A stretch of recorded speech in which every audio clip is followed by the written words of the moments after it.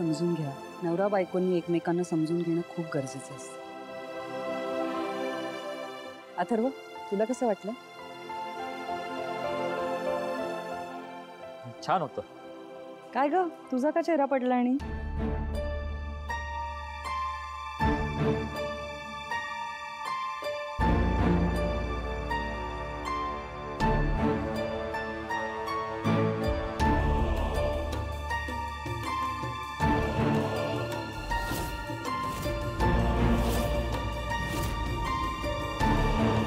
वेदा,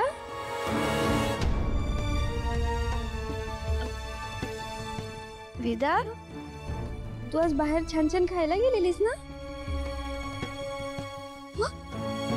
काय झालं? रडतेस का आता? काय झालं वेदा?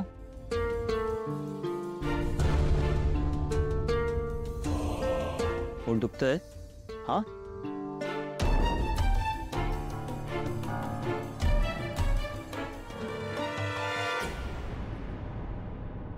पोट दुखत असेल तिचं, बाहेरचं खाल्लं ना म्हणून.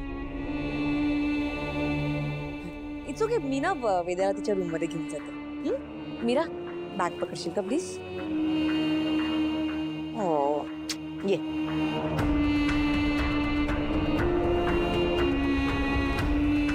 ये.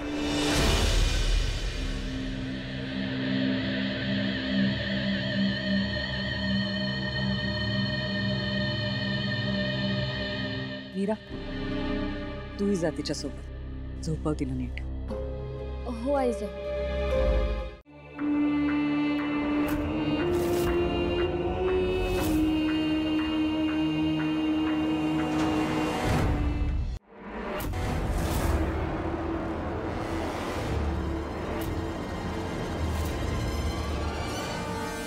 माया जर अथर्वची बायको झाली ना, तर वेदाच्या जीवाला धोका असेल तिच्यापासून.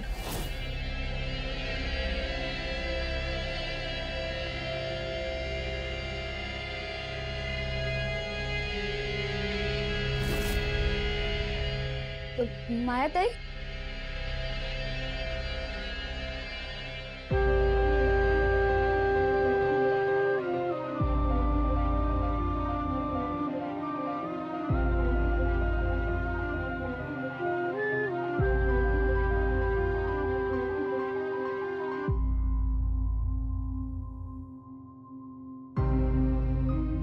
आत्ताच झोपवलंय तिला.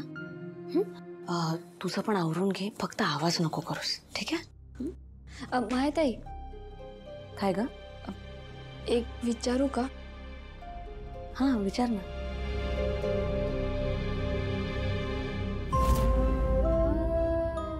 तुमचं वेदावर किती प्रेम आहे? अगं, हा काय प्रश्न आहे?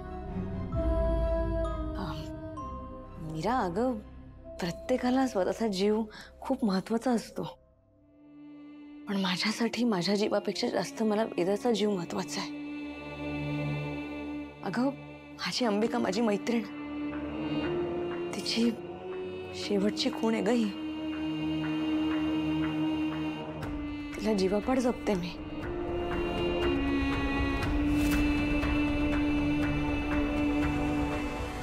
तुम्ही वेदाला कधी अंतर येऊ देणार नाही ना? मीरा, अगं, तू काय विचारतेस? हे कोणी तुला काही बोललं का? नाही नाही, असं म्हणतात ना की बाईला आपलं मूल झालं की सावत्र मूल नकोसं वाटतं. उद्या तुम्हाला बाळ झालं की तुम्ही वेदाला सावत्र मुलीसारखी वागणूक नाही ना देणार? मीरा, अगं, तू काय बोलतेस? माझ्या स्वप्नातही मी असा विचार करणार नाही.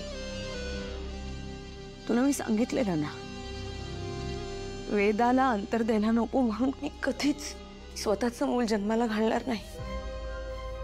मला मला माफ करा मायाताई.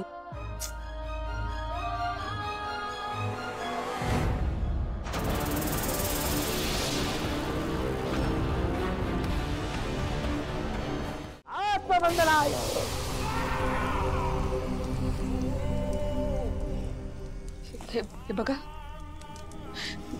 मला जाऊ द्या, सोडा इथून. नाहीतर खूप मोठा अनर्थ होईल. तुझी सुटका नाही. तुम्ही मला पुन्हा पुन्हा बंधनात का टाकताय? मी काय वाईट केलंय तुमचं? ए प्रश्न नको आहेत मला. ऐका ना, माझ्या लेकीच्या जीवन मरणाचा प्रश्न आहे.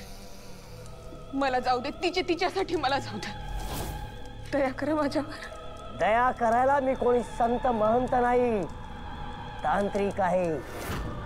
काळी विद्या जाणतो आणि मी जिवंत असेपर्यंत तुझी या रिंगणातून सुटका नाही.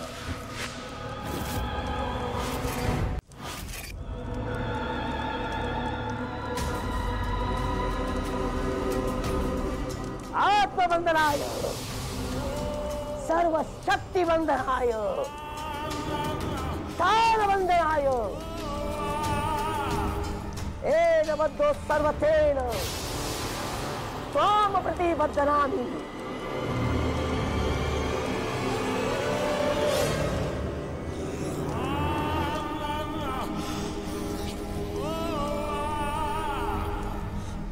भाईसाहेब, तुमचं काम झालंय. आत्मा माझ्या बंधनात आहे. माया, माया तू आहेस ना तिकडे फोनवर? मला सगळं माहिती आहे. हे बघ, जर माझ्या वेदाला हात लावायचा जरी प्रयत्न केला असता मी जीव घे तुझा. माया